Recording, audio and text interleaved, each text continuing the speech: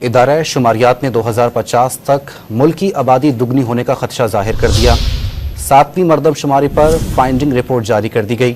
27 روپے والا بجلی کا یونٹ شہریوں کو 60 روپے میں کیوں پڑ رہا ہے؟ 48% آئی پی پیز کن 40 خاندانوں کی ہیں؟ بھارت کی ایک اسٹیٹ ہے، اس اسٹیٹ کے چیف منسٹر ہمانتا بسوا سرما صاحب نے گزشتہ روز کچھ خدشات کا اظہار کیا ہے۔ ہونا بھی یہی چاہیے کہ جس وقت کچھ غلط ہو رہا ہو تو چاہے وہ آپ کے دوست ہوں یا نہ ہو یا آپ کا ان کے ساتھ کسی بھی طرح کا اختلاف ہو۔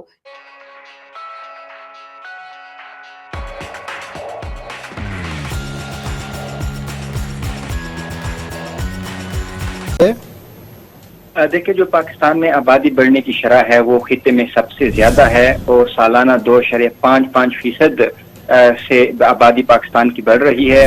ادارہ شماریات کی فائنڈنگ رپورٹ کے مطابق اگر موجودہ شرح برقرار رہتی ہے تو 2050 تک پاکستان کی جو آبادی ہے وہ دگنی ہونے کا خدشہ ظاہر کیا گیا ہے۔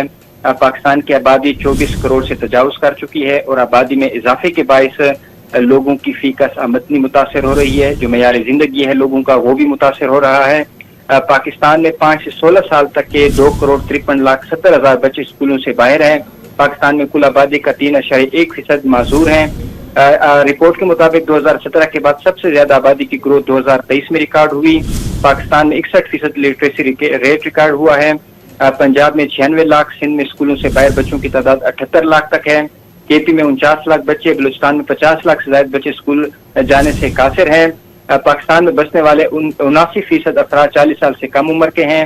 40.56% آبادی 15 سال سے کم عمر والوں کے پر مشتمل ہے، اور رپورٹ میں یہ بھی کہا گیا ہے کہ 15 سے 29 سال کی عمر والوں کی آبادی 26% ہے اور کل آبادی کا 79% 40 سال سے کم عمر والے افراد میں ہے، جبکہ رپورٹ کے مطابق ملک میں 29.75% افراد ہیں وہ کنوارے ہیں، اور پاکستان میں شادی شدہ افراد کی شرح 65.97% ہے، بیواؤں کی شرح 3.78% ہے، اور پاکستان میں طلاق یافتہ افراد کی شرح 0.35% اور پاکستان میں علیحدگی اختیار کرنے والے افراد کی شرح 0.15% ہے۔ جی، انہوں نے کہا ہے کہ جس تیزی کے ساتھ آسام میں مسلمانوں کی آبادی بڑھ رہی ہے، جس رفتار کے ساتھ، تو اس میں کوئی شبہ نہیں ہونا چاہیے کہ کچھ سالوں کے بعد آسام مسلم اکثریت ریاست ہو جائے بھارت کی۔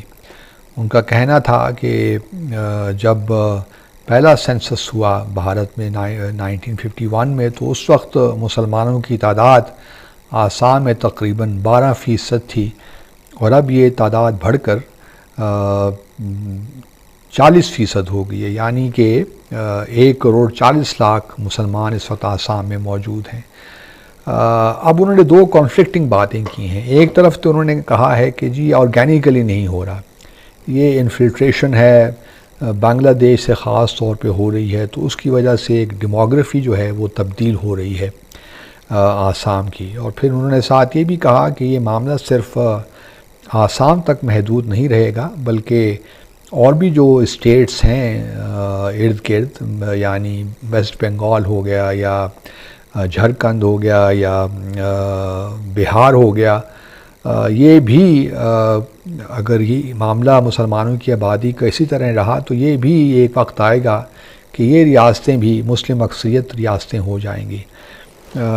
تو انہوں نے کہا کہ جی جب ان سے پوچھا گیا کہ آپ کی کوئی اسٹریٹجی بھی ہے how to deal with this problem, تو انہوں نے کہا جی ہاں، یہ میرے لیے تو سیاسی مسئلہ نہیں ہے، یہ تو ہمارے لیے سروائیول اور ہماری ڈیتھ کا معاملہ ہے کہ یہ جو ہماری آسام کی ریاست ہے یہ مسلم اکثریت ریاست نہ بنے۔ تو انہوں نے کہا کہ ہماری اسٹریٹجی ہے، لیکن ہم اس کو ڈسکلوز نہیں کریں گے، کیونکہ اگر ہم نے اس کو ڈسکلوز کر دیا تو پھر آبویسلی اس کو کاؤنٹر کرنا آسان ہو جائے گا۔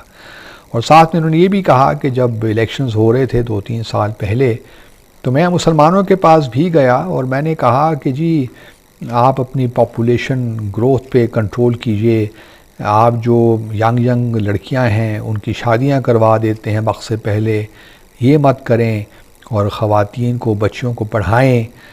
اس قسم کی باتیں انہوں نے کی تاکہ جو ہے جو ڈیموگرافی ہے، جو بیلنس ہے، اس کو برقرار رکھا جائے۔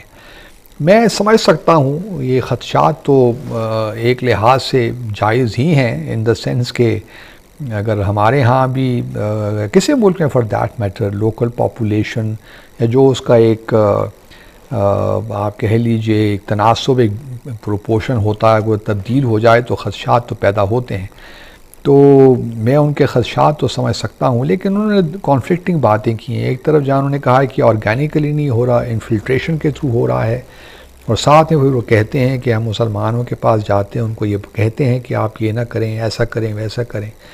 تو اس میں ایک کانفلکٹ سا ہے ان کی بات میں. اگر آرگینیکلی ہو رہا ہے تو کیوں ہو رہا ہے؟ مسلمان زیادہ بچے کیوں پیدا کر رہے ہیں؟ شادیاں کیوں لڑکیوں کی جلدی ہو جاتی ہیں؟ یہ تو سوشل ایشوز ہیں، اکنامک ایشوز ہیں، اور ان کو اسی کانٹیکسٹ میں رہ کر سالو کرنا چاہیے رادر دین کہ یہ کہ ہندو مسلم معاملہ اس کو پیش کرنا چاہیے. اور پھر ہندوتوا کا تو یہ مزاج بھی ہے، کیونکہ ہندوتوا نے تو بہت سے ایسے پروگرامز بھی شروع کیے ہیں، جیسے گھر واپسی ہے، لو جہاد ہے، اور بہت سی چیزیں ہیں. تو کیونکہ وہ نہیں چاہتے کہ مسلمانوں کی آبادی بڑھے، ان کو خطرات تو ہیں کہ اگر مسلمانوں کی آبادی اگر اس وقت لیٹ سے 200 ملین کے قریب ہے، تو خدشات یہی ہیں کہ 50-60 سال کے بعد بھارت کے جو مسلمان ہوں گے وہ سب سے زیادہ ہوں گے دنیا میں، بلکہ انڈونیشیا اور پاکستان سے بھی زیادہ ہو جائیں گے. تو اگر یہ صورتحال بن گئی تو بھارت کے لیے بہت بڑا مسئلہ پیدا ہو جائے گا، اور پھر آبویسلی سیاست بھی تبدیل ہوتی ہے، اور جو سیاست ہے اس کو بھی بڑے مسائل اس میں کریٹ ہو سکتے ہیں.